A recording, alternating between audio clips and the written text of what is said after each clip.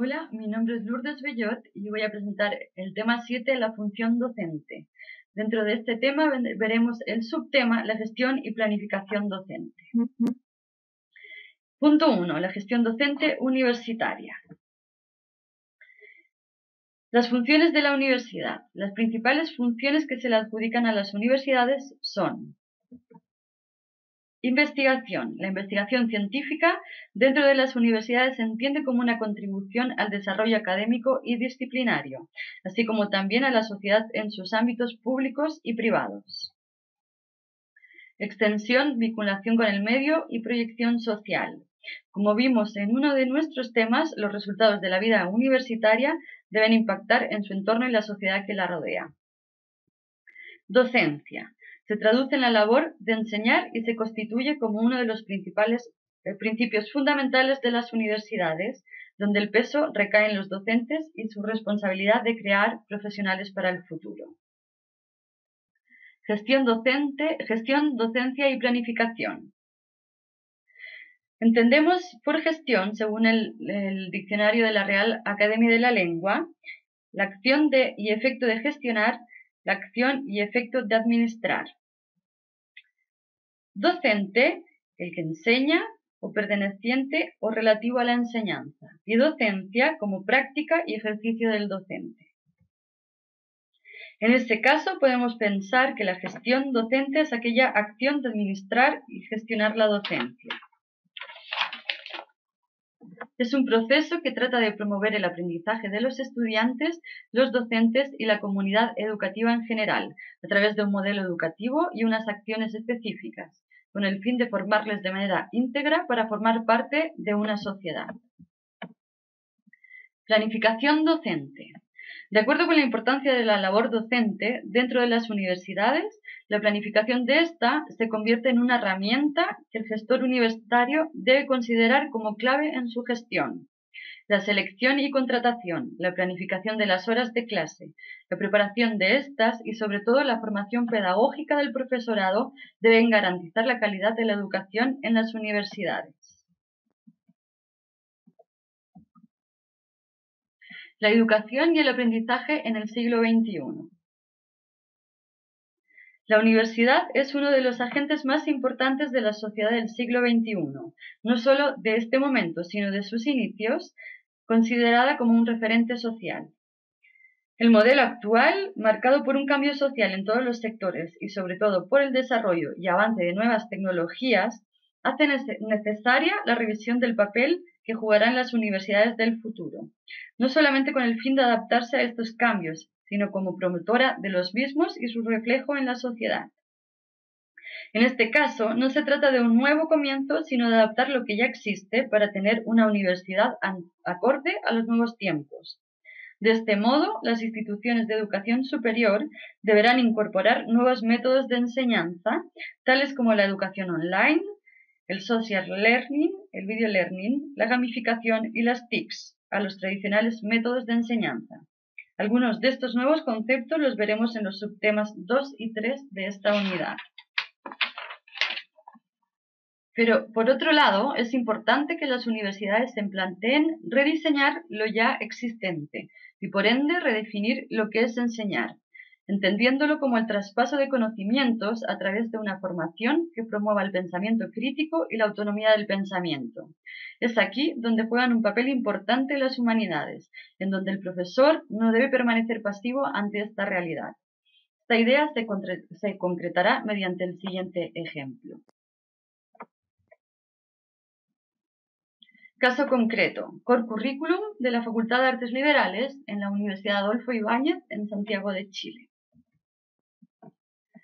¿Qué es el Core Curriculum? A partir del año 2016, la Universidad Adolfo Ibáñez adoptó un modelo educativo novedoso y único en Chile, basado en la importancia de las artes liberales en la formación académica de los alumnos universitarios de todas las carreras. Este programa se compone de un conjunto de asignaturas transversales incluidas en todos los grados de la universidad. Siguiendo el ejemplo de la Universidad de Columbia y con apoyo de esta, pretende entregar a los alumnos una formación sólida en materias como historia, arte, ética o humanidades.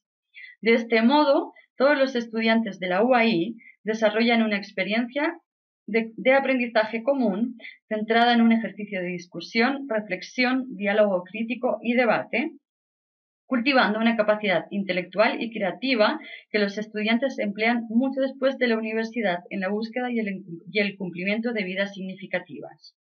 Al comenzar su carrera universitaria, los alumnos reciben una caja con los libros que van a tratar durante sus clases.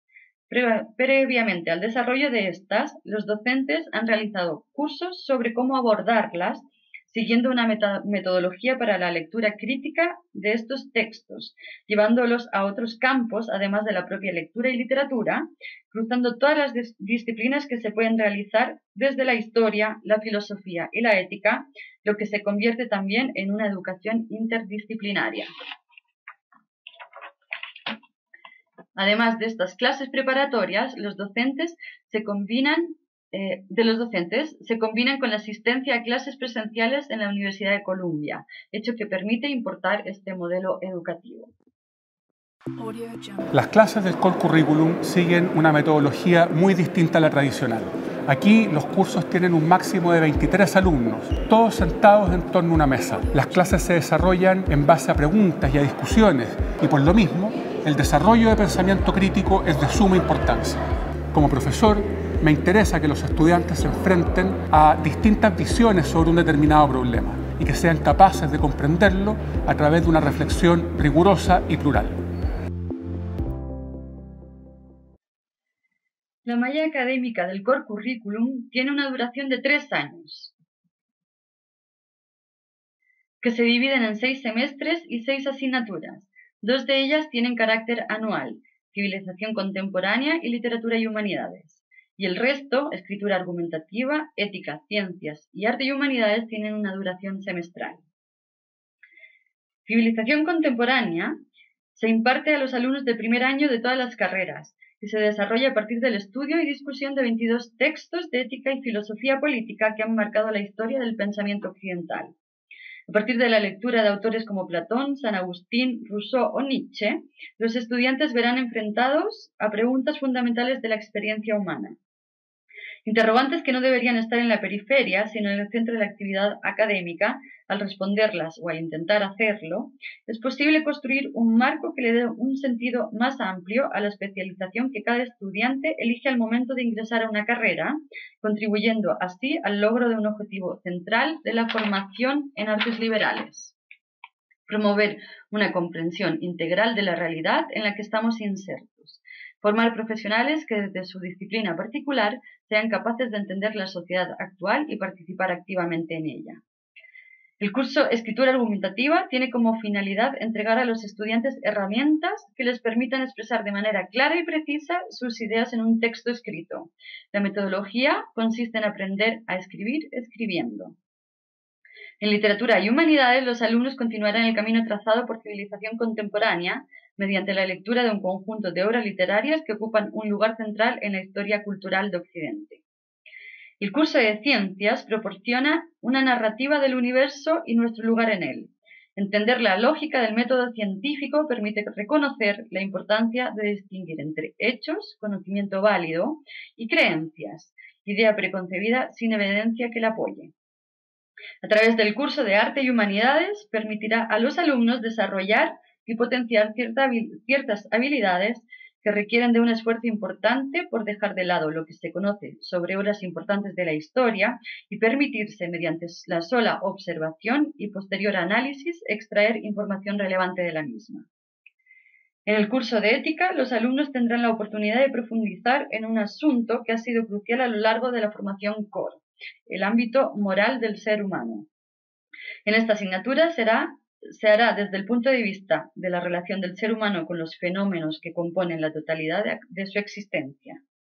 Por este motivo, el curso se centrará en el análisis, evaluación y justificación de nuestras decisiones desde un punto de vista moral. En cuanto a la metodología, el Core Curriculum se distingue también por una metodología novedosa que rompe con el tradicional esquema de clases frontales, donde los alumnos tomaban sus notas de lo expuesto por los profesores. De este modo, la clase se dispone en torno a una mesa ovalada con un número máximo de 23 alumnos, en donde el profesor forma parte de este mismo grupo y se convierte en un mediador para dar paso a las intervenciones de los alumnos. A través de esta metodología, basada en preguntas de análisis, se trata así de fomentar la intervención y participación de cada uno de los alumnos, con el fin de estimular el pensamiento crítico de los estudiantes y además incentivar la importancia de valores como la empatía y el respeto.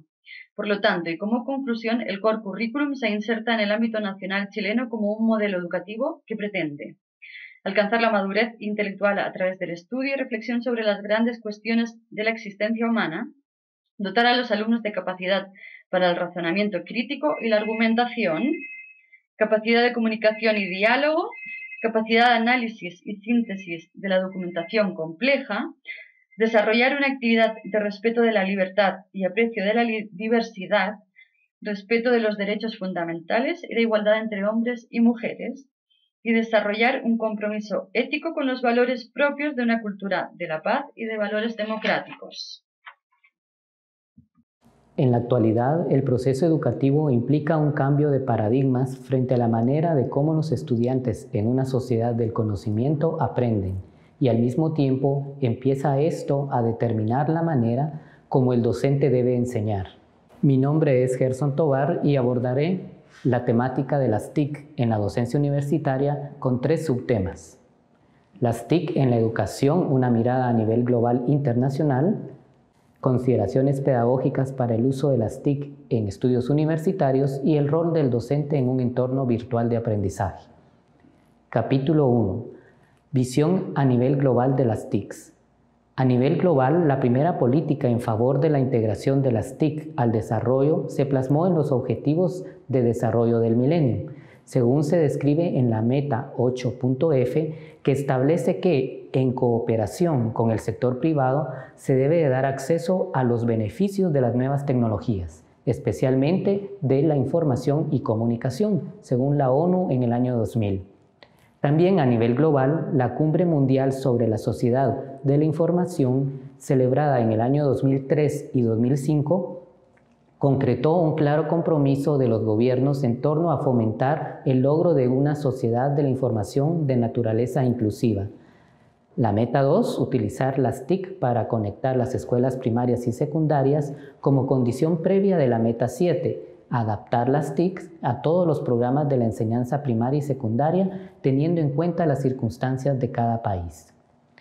En el Plan de Acción para Latinoamérica, en su Declaración de Lima, el AC 2015 define: Meta 23, conectar todos los establecimientos educativos con las redes Clara y CaribNet.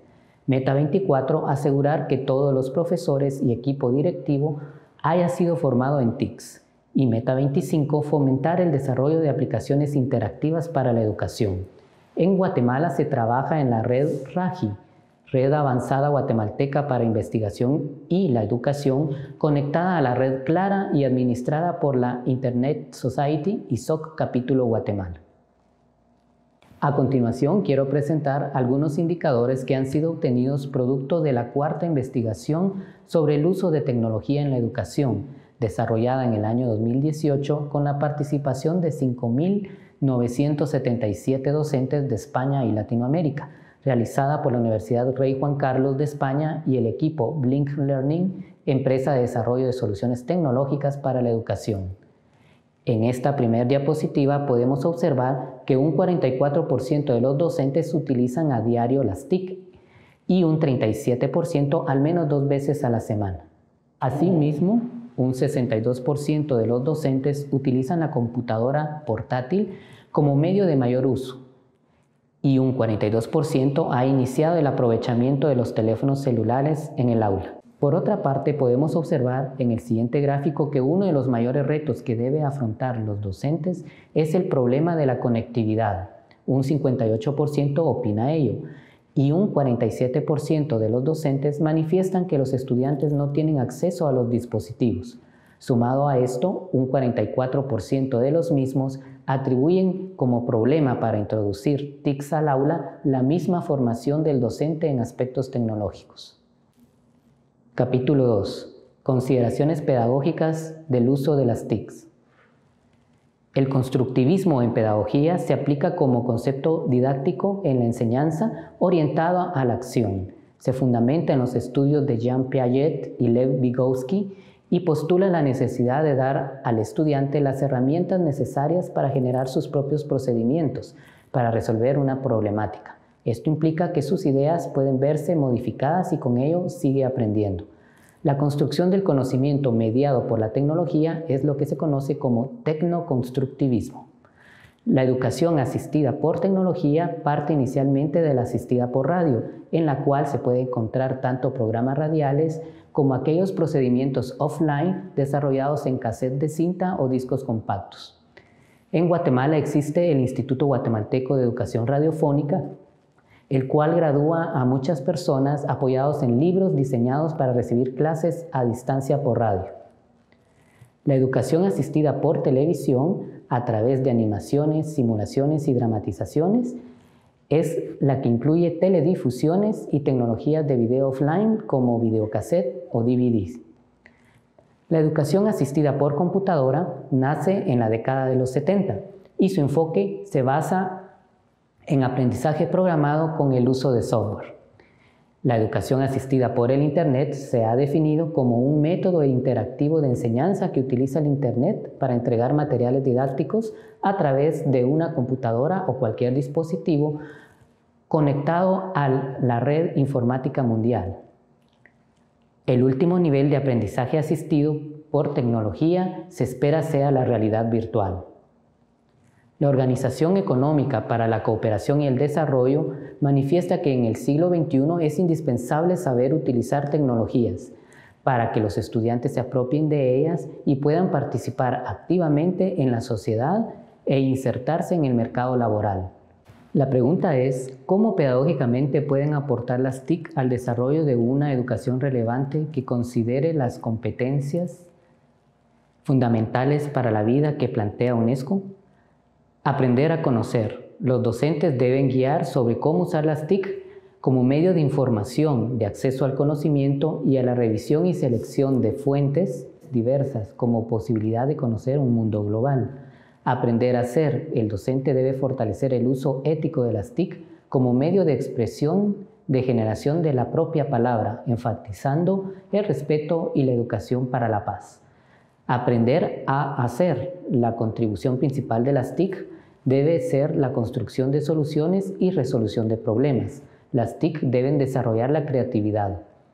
Aprender a vivir juntos. El docente debe usar las TIC como medio de comunicación y nuevamente el uso ético de la TIC en las redes sociales, el trabajo cooperativo y las producciones colectivas para generar participación social y desarrollo de ciudadanía. Lo que implica la adopción de TICs en la educación universitaria es un cambio en el rol del profesor. Adoptar un enfoque de enseñanza centrado en el alumno significa para las universidades atender cuidadosamente a aquellas actitudes políticas y prácticas que pongan al docente primero como persona y después como experto de contenido. La universidad y el docente dejan de ser fuentes de conocimiento y pasan a actuar como una guía de los alumnos, facilitándoles el uso de recursos y herramientas que necesitan para explorar y elaborar sus nuevos conocimientos y destrezas.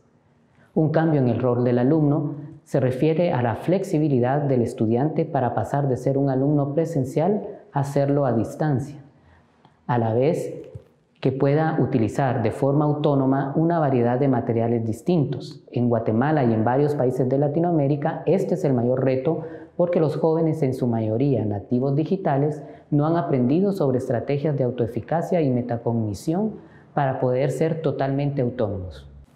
Cambios en la metodología. Las decisiones ligadas al diseño de la enseñanza vienen delimitadas por el aspecto relacionado con el tipo de universidad y el diseño de la enseñanza en sí, es decir, metodología, estrategias didácticas, rol del profesor, rol del alumno, entre otros. Así también debe considerar los aspectos relacionados con el alumno, su motivación, necesidades de formación específica, recursos de equipamiento disponibles en el contexto del alumno. Posiblemente lo más relevante son los cambios institucionales. La universidad debe reconocer que los docentes y los alumnos actúan de distinta manera en los dos tipos de espacios, el presencial y el virtual. Los programas son diferentes en este contexto y las instituciones educativas necesitan involucrarse en procesos de innovación sin caer en un monopolio de la producción académica o bien una excesiva comercialización del conocimiento. Por ello, la universidad debe estar consciente del contexto de vida del estudiante, su vida social y afectiva, generar políticas institucionales, es decir, no dejar el crecimiento de la educación virtual sin directrices claras, generar un sistema de apoyo al docente que implica su formación en TICS hasta el desarrollo de su carrera docente en el diseño de contenidos virtuales y generar un sistema de apoyo para el estudiante. Capítulo 3. El rol del docente en el uso de las TIC. El docente puede vivir diferentes roles según las siguientes etapas. Iniciación. Se caracteriza por ofrecer material en plataformas web. Generalmente no se facilitan oportunidades de interacción o diálogo. Por lo tanto, en esta fase se presenta un esquema minimalista en el cual es utilizado por quienes son muy cautelosos ante el cambio o bien son docentes nuevos. La fase de estandarización trata de utilizar las ventajas proporcionadas por la tecnología para permitir un cierto grado de comunicación e interacción entre estudiantes y docentes, además de proporcionar otro tipo de recursos como enlaces, copias electrónicas de materiales, notas de clase presenciales, etc. La utilización de este modelo es apropiada cuando el docente ya está convencido y está experimentando por primera vez en la gestión de la enseñanza mediante Internet. El rol del docente en esta fase es de facilitador de contenidos. La fase de evolución mejora la estrategia de estandarización al introducir otros elementos complementarios como el seguimiento de los alumnos, la gestión electrónica de notas, las clases pregrabadas. El docente dispone de suficiente tiempo para asegurar la difusión del contenido y puede interactuar y retroalimentar. El rol del docente es de guía y de retroalimentación. La última fase de virtualización radical, mientras que las tres primeras, en medida distinta y gradual, adaptan el patrón de enseñanza presencial a un formato online, en esta etapa se ignora el concepto de clase presencial y se organiza a los alumnos en grupos que aprenden interactuando entre ellos y utilizan una vasta cantidad de recursos web existentes. El profesor actúa entonces como asesor y facilitador. La competencia digital implica el uso crítico y seguro de las tecnologías de la sociedad de la información para el trabajo, el tiempo libre y la comunicación, apoyándose en habilidades de TICs básicas, como ordenadores, recuperar y evaluar información, producir, presentar e intercambiar información, comunicar, participar en redes, etc. Esto según el Parlamento Europeo. Las áreas para evaluar las competencias digitales en los docentes son: primero, información y alfabetización informacional, es decir, que el docente pueda identificar, localizar, recuperar, almacenar, organizar y analizar información digital, evaluando su finalidad y relevancia. Segundo, comunicación y colaboración, es decir, que el docente sea capaz de comunicar en entornos digitales, que sea capaz de compartir recursos a través de herramientas en línea, conectar y colaborar con otros. Tercero, creación de contenido digital. El docente debe ser capaz de crear y editar contenidos nuevos, integrar y reelaborar conocimientos con contenidos previos, realizar producciones artísticas, programación informática y debe de aplicar derechos de la propiedad intelectual y licencias de uso. Cuarto, seguridad. El docente debe ser capaz de reconocer estrategias de protección personal, protección de datos y protección de la identidad digital, así como el uso de seguridad informática. Quinto, resolución de problemas. El docente debe ser capaz de identificar necesidades y recursos digitales, sabe tomar decisiones a la hora de elegir qué herramienta digital es la apropiada acorde a la finalidad y necesidad del alumno, así también sabe resolver problemas conceptuales y técnicos. Conclusiones y recomendaciones. La principal función del docente que utiliza TICs en el ambiente universitario es el acompañamiento, para lo cual debe tener presente que Debe de compartir a través de redes de aprendizaje no solamente conocimiento, sino evidencia de la implementación del conocimiento a la vida real. Debe compartir producciones con sus estudiantes en las cuales utilice los mismos recursos que utilizó para construir el conocimiento. Debe retroalimentar, pues debe de compartir sus observaciones al alumno para que éste pueda mejorar. Y debe gamificar como estrategia de estímulo y valoración de las actividades que se realizan. Sobre este tema, Gilda Díaz lo abordará profundamente en la siguiente sección. Segunda conclusión, la tecnología es solo un medio de aprendizaje.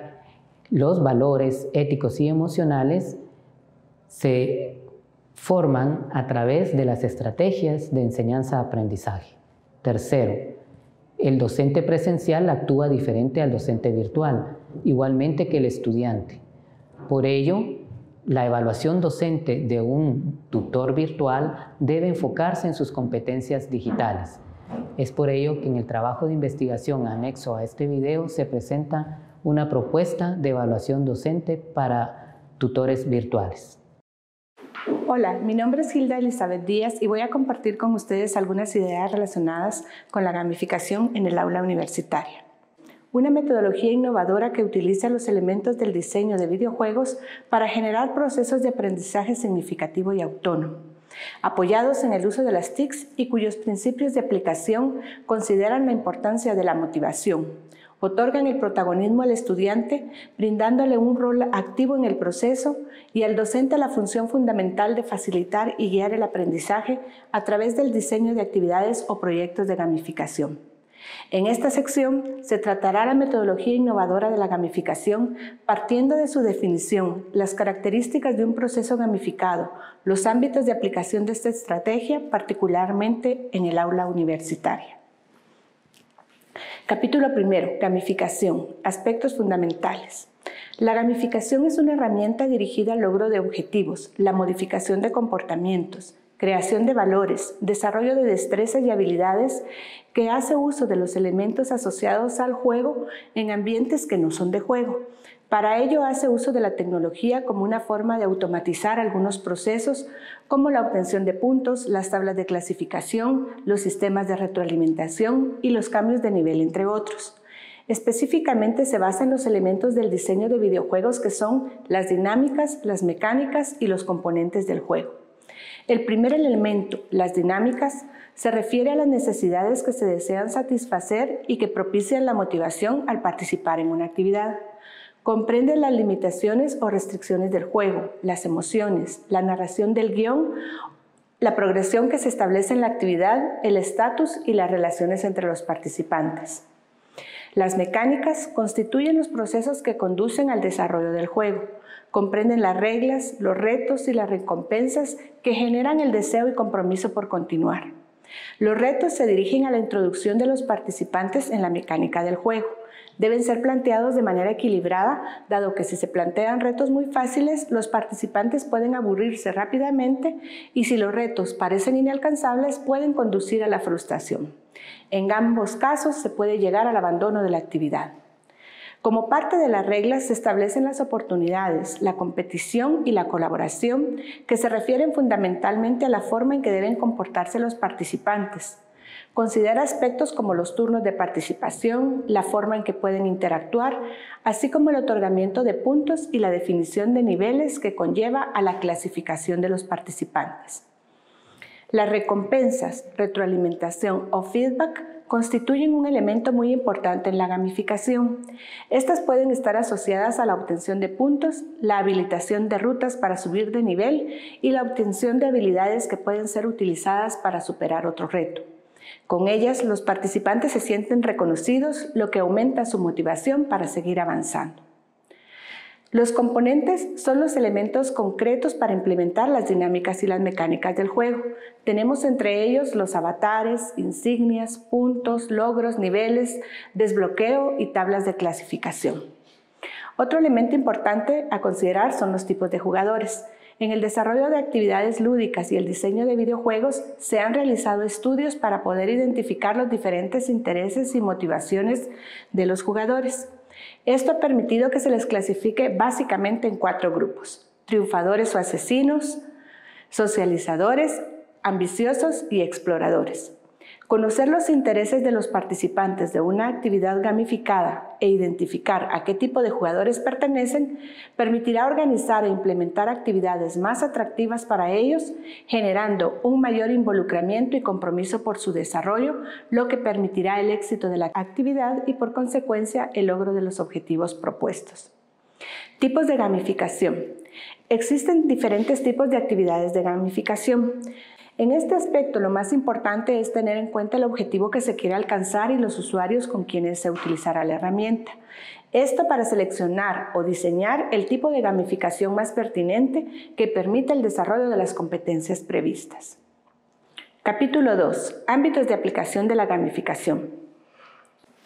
La gamificación surge a partir del fundamento que los aspectos lúdicos son parte integral de nuestra vida y que el aprendizaje, indistintamente del ámbito del que se hable, es desarrollado de mejor forma con actividades en las que la persona se divierta, disfrute, esté motivada y se comprometa con el proceso. Por ello, desde hace algunos años se han realizado esfuerzos por gamificar actividades en diferentes espacios. Los ámbitos de uso de estas estrategias van desde el marketing, la gestión del talento humano, el desarrollo de hábitos saludables y responsables, los procesos de aprendizaje en la educación, por mencionar algunos. Así, en las empresas se está considerando las experiencias de gamificación como una forma que permite incrementar la motivación y el compromiso de empleados y clientes. De igual manera, en los ambientes corporativos se han planteado experiencias de gamificación para mejorar la eficiencia y productividad en los procesos de trabajo de las organizaciones, haciendo uso para ello de algunas técnicas asociadas a los videojuegos. En el ámbito de la salud y la responsabilidad podemos mencionar las experiencias de acondicionamiento físico, programas de dietas y los esfuerzos por detener el cambio climático, por ejemplo.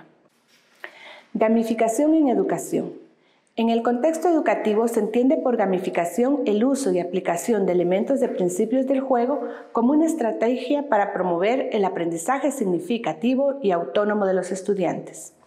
Actúa como una estrategia motivacional dirigida al desarrollo de comportamientos específicos en los alumnos en un ambiente atrayente y que genere un compromiso con las actividades en las que participa. De esta forma, un ambiente educativo favorecido con elementos del juego permite que los estudiantes desarrollen habilidades como la resolución de problemas, la cooperación y la colaboración, así como la comunicación y la exploración, que lleva a la consecución de los objetivos, el desarrollo de nuevas habilidades y el cambio de actitudes. Es importante hacer notar que la gamificación no es sinónimo de juego y no se refiere al uso de videojuegos en las aulas. La gamificación consiste en utilizar mecanismos y principios que se asocian al diseño de los videojuegos, tales como los puntos o incentivos, la retroalimentación inmediata, el reconocimiento y la libertad para equivocarse, para utilizarlos en un ámbito educativo. Un ejemplo del uso de la gamificación en el aula es el proyecto Zombiología, uno de los programas educativos más relevantes en España que ha sido premiado como caso de éxito de gamificación educativa y que consiste en desarrollar aprendizajes de biología y geología jugando a sobrevivir una epidemia de una nueva y rara enfermedad que convierte a las personas en zombies. El responsable de esta experiencia es el profesor Santiago Vallejo. Capítulo 3. Aplicación de la gamificación en la formación universitaria. Como lo mencionó Lourdes anteriormente, el siglo XXI demanda el desarrollo de nuevas competencias profesionales, por lo que las universidades han iniciado a replantear sus propuestas educativas con el objetivo de que sus egresados puedan desempeñarse adecuadamente y cuenten con las destrezas y habilidades que el contexto requiere. Uno de los mayores retos que en este sentido tienen las instituciones de formación superior es el cambio de paradigma en el proceso de aprendizaje y fundamentalmente en la forma de enseñar. Se ha observado la importancia creciente de la incorporación de las TICs en los procesos de aprendizaje y con ello la puesta en marcha de metodologías innovadoras como la gamificación. A partir de la identificación de las ventajas que desde la perspectiva estudiantil tiene su aplicación. Entre las prácticas exitosas de implementación de la gamificación en las aulas universitarias, el Tecnológico de Monterrey ha sistematizado los proyectos realizados por sus docentes, quienes presentaron una ponencia para dar a conocer sus experiencias en el marco del Congreso Internacional de Innovación Educativa.